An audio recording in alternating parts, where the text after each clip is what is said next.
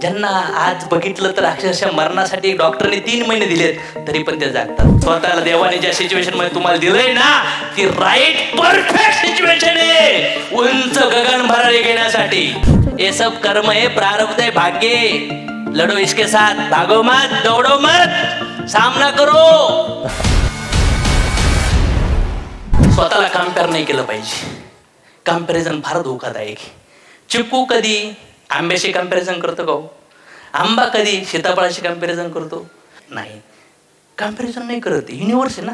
बाजरी ज्वारीला म्हणते का बघ तू तर छोटी आहे मी मोठी आहे म्हणते का? असं नाही. ह्या बी सुद्धा कंपेअर करत नाही, पशु पक्षी सुद्धा कंपेअर करत नाही, झाडं सुद्धा कंपेअर करत नाही.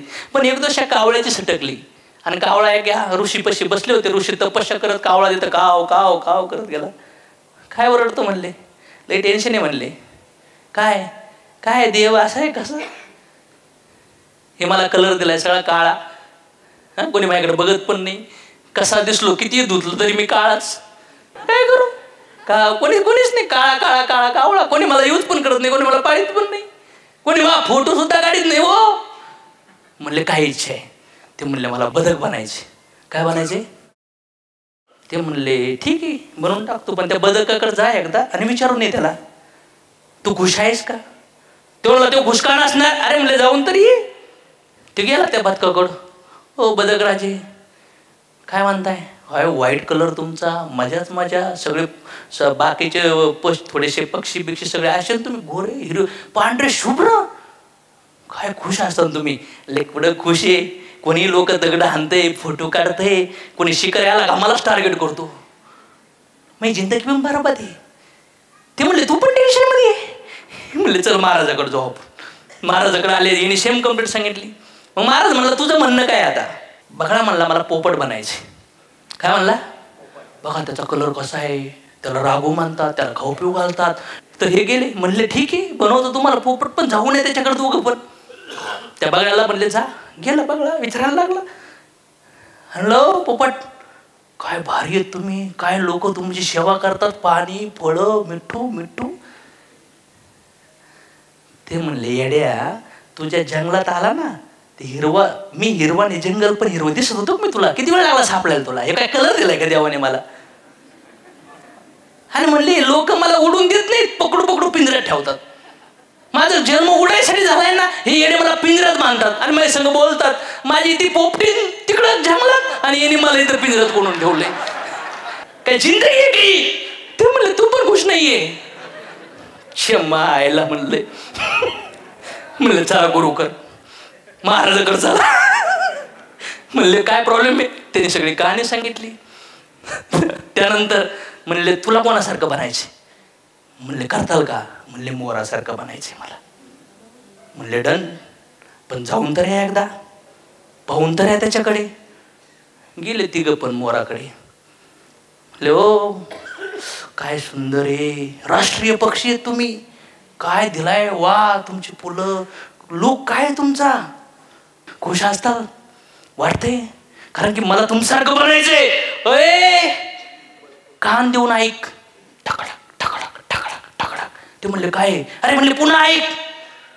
ठकडक ठकडक ठकडक. शिकारी येऊ राहिलाय आणि ना पक आहेत ना आमचे, उपटू उपटू पुस्तकात घालतात, देवारात ठेवतात, देवाला लावतात आणि आमचं सगळं अंग सोलून टाकतात रे. बघ आता बिनपाकाचा मोर कसा आहे. हे काय जिंदगी आहे देवाने साला बरबाद करून टाकले. ते म्हणले तू पण टेन्शन मध्ये? हो म्हणले मी टेन्शन मध्ये आहे. म्हणले मग? म्हणले कोणी पाठवलं तुम्हाला? गुरुनी. म्हणले चला त्याच्याकडे. मग मोराला विचारलं तुझी काय इच्छा आहे? मोर म्हणला थकलो या जिंदगीला मी. म्हणले काय बनायचे? म्हणले मला कावळा बनायचे.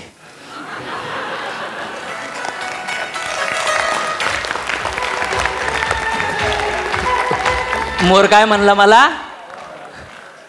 का कम्पेअर करताय स्वतःच? देवाने आपल्याला जे शरीर, जे बुद्धी, जे परिवार, जे बायको, जे मुलं, जे असोसिएशन, जे सिच्युएशन दिली ना, प्रेमाने वेलकम केलं पाहिजे. भगवंताचे धन्यवाद म्हटलं पाहिजे. मग क्रांती होत, मग क्रांती होत. अरे 2 हात नाही, 2 पाय नाही असे लोक भगवंताची थँक्यू मानतात आणि लढतात. हा ज्यांना आज बघितलं तर अक्षरशः मरणासाठी डॉक्टरने 3 महिने दिलेत, तरी पण ते जागतात का नाही जगत? ज्यांना चेअरवरून हालता येत नाही, सगळं शिसू टॉयलेट त्यांचं चेअरवर आहे, असे लोक सायंटिस्ट बनले राजांनो. का कम्पेअर करतात? एका शिक्षकांनी मुलाला बाहेर काढून दिलं आणि एक चिठ्ठी दिली, आईने वाचली आणि वाचल्यानंतर मुलगा म्हणला आई खायलेलं आहे. तर आई म्हणली बाळा त्याची शाळा आहे ना, तुझ्या टॅलेंट एवढं टॅलेंट आहे की ते शाळा तुझ्या टॅलेंटला डेव्हलप करू शकत नाही, म्हणून त्यांनी सांगितलंय की तुमच्या मुलाला तुम्ही ट्रेन करा, ही शाळा त्याच्या कॅपेबल नाहीये, या शाळेपेक्षा त्याचं टॅलेंट लय हायर आहे. म्हणले बाळा मी तुला ट्रेन करणार. आणि जशी आईची डेथ झाली, आईचा बॉक्स पेटी उघडून पाहिलं तर त्याच्यात लेटर होतं की तुमचा मुलगा मंद बुद्धीचा आहे, ह्या शाळेत त्याला पाठवू नका. आणि तो पत्र वाचून लेटर वाचून ढासा डोळ्यातून पाणी आलं. आणि तो होता थॉमस अल्वा एडिसन, ज्याने बल्बचा शोध लावला. किती मोठा सिद्धांत! इन्फॉर्मेशन, बिलीफ, हैबिट्स आणि फ्यूचर. यस और नो? किसी चीज को अगर दिल से चाहेंगे तो पूरी कायनात तुमसे मिलाने के लिए. कामयाबी के पीछे मत भागो, काबिल बनो, कामयाबी झक मार के आपके पीछे पीछे पीछे आएगी. मतलब say thank you to God, say thank you to God, say thank you to God, say thank you to God. आणि स्वतःला विश्वास ठेवा. स्वतःला देवाने ज्या सिच्युएशन मध्ये तुम्हाला दिलंय ना, ती राईट परफेक्ट सिच्युएशन आहे उंच गगन भरारी घेण्यासाठी. आहे का तयारी? आहे का तयारी? करताल का कम्पॅरिझन? कोणाला कोणासारखं बनायचंय?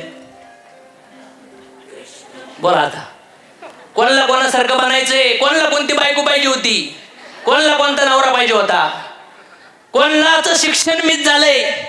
कोणाला असं वाटत होतं आई बाप घरी भेटलेत? छोड़ दो, ये सब कर्म है, प्रारब्ध है, भाग्य है. लड़ो इसके साथ, भागो मत, दौड़ो मत, सामना करो, नहीं तो आपके पीछे भागेगा. ये शरीर छोड़ने के बाद भी भागेगा, पीछे छूटने वाला नहीं है. बेस भागवत गीता. समझ में आया? हार नका मानो.